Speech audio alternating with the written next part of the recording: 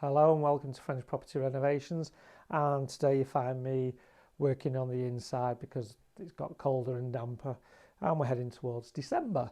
So what I'm doing today is, this was some old shelves. This particular one I have somewhere. It's like Blue Peter. This one was full of woodworm, not damp per se, because if you look at the pointing that I've done over here, from a distance you can see that the rising damp's getting to about this level. If you look at the slight difference in the mortar that we've used, which is obviously lime mortar. Now, rising damp will always get to 1 metre, and depending what you do with your floors, which is a very integral part of the house, these floors are on mud with basically these Temet tiles on the floor. No vapour barrier, rising damp comes through the floor, the cold comes through the floor, makes your house very cold. My plan is to take all these Temets up, probably sell them, and insulate it, concrete and a DPC membrane underneath, stop the damp coming up.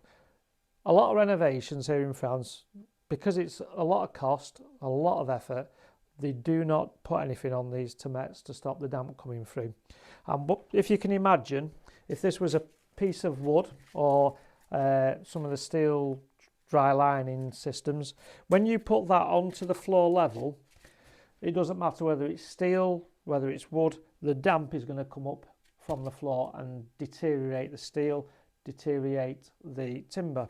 When people who have limited knowledge are cutting the steel gyprock dry lining, when they cut it, some of it's been galvanized, and when you cut it, it exposes the steel, which corrodes, and you should actually paint it with Galvafroid and things like this to increase its lifespan. But without actually having a new floor, anything we put on this will have the damp in it. So for example, if you put a chest of drawers on this floor and it's got a hardboard bottom, for example, the damp will come up in the winter and most likely you won't be able to get your bottom drawer out. That's how it affects your life here in France. So for me personally, you need to do your floors, but we're not doing floors today. What we're doing here, if you look here, I'll use this as a pointing stick. That is the back side of basically some Temet tiles that have been lay on edge, and I'll go outside in a minute and I'll show you what the outside looks like now it's been pointed. But this is only 100 millimeters thick, which is about this, and the moisture can get from outside to inside, and not only that, it's the cold that's coming through. So today I've got this plasterboard with 40 millimeters of polystyrene, which acts as an insulation, and I'm going to basically what's called dot and dab. So I'm going to mix some adhesive, and in blobs, blump, blump, blump, I'm going to stick it on. So these are in place now, and I can show you what we've done there.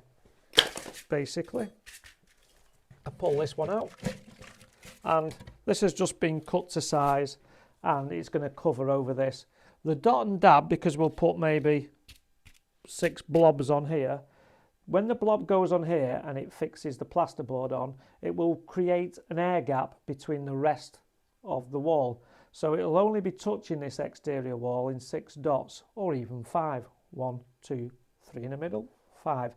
Now that helps separate this from the moisture.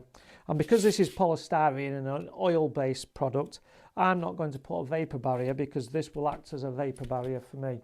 When we come round with the pointing, it doesn't have to be perfect here because I'm going to run my foam gun down it, and then what we'll do, we'll point this in and put a nice little chamfer on it.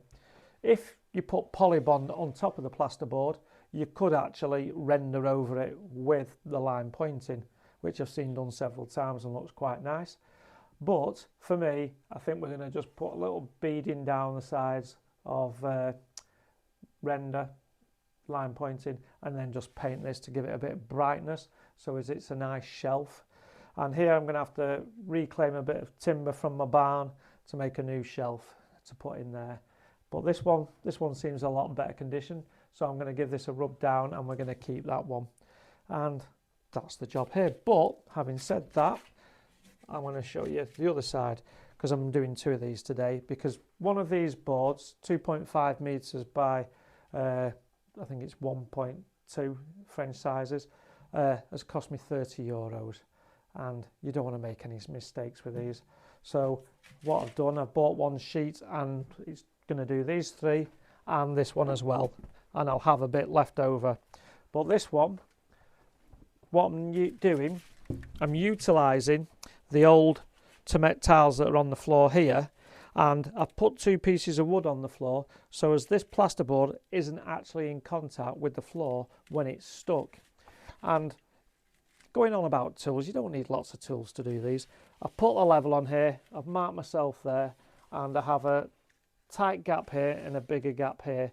So because it's quite a big gap, it might take quite a bit of adhesive, and that'll be my next job, mixing that.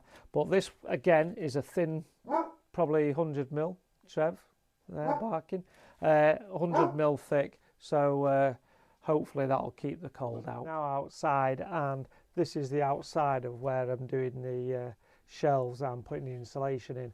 And if you can see these are just like cement flooring tiles, so they're probably about 100mm in width. And basically, before I pointed the outside of here with my helper, you could near enough put your fingers right through and see in the downstairs room. So we've pointed it on the outside, and I'm now putting the plasterboard with the insulation on the other side. And obviously the damp comes through here, the cold comes through here, so it should make the room a bit warmer. But obviously here's 600mm thick, and this bit is as well.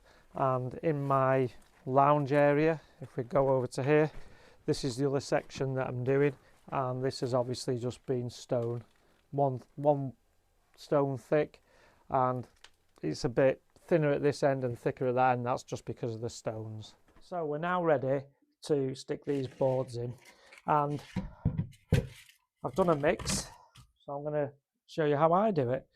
Now this is dry lining adhesive.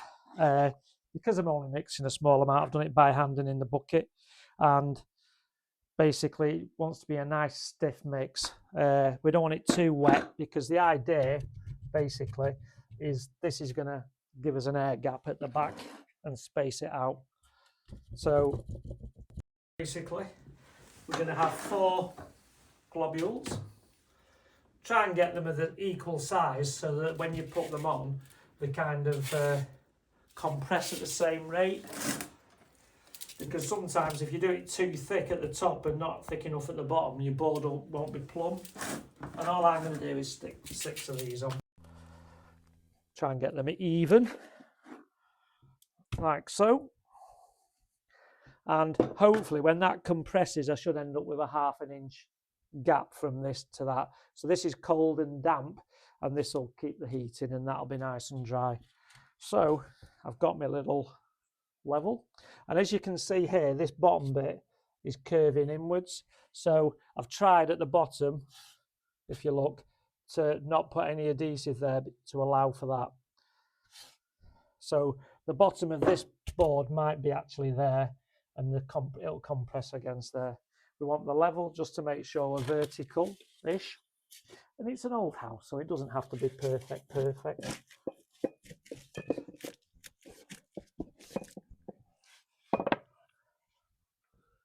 And there you go. So it's not quite plumb, it's just running in a little bit, but I'm going to have a shelf on here, so you won't notice that overall, and that'll stick and be nice and solid. And it's basically a repeat and spin and repeat. That's what the words I was looking for. But these little gaps, I'm probably going to just fill them with a bit of expanding foam, because the rendering, when we run it round here, will cover those gaps.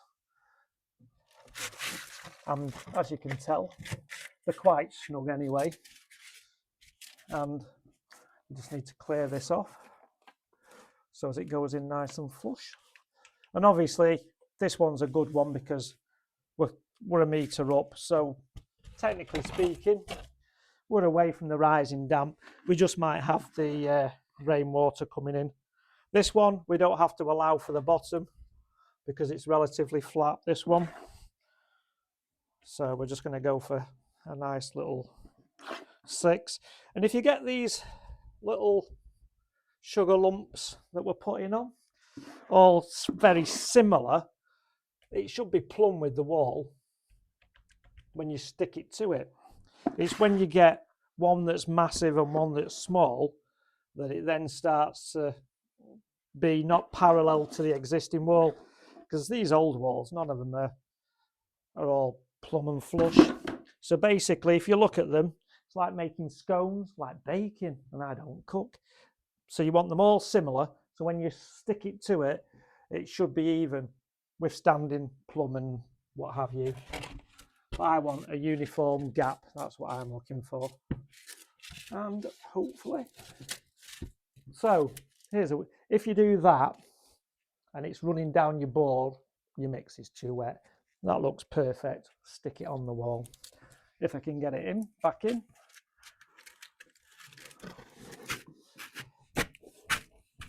There you go. And if you look at that, it went in nice and flush and flat.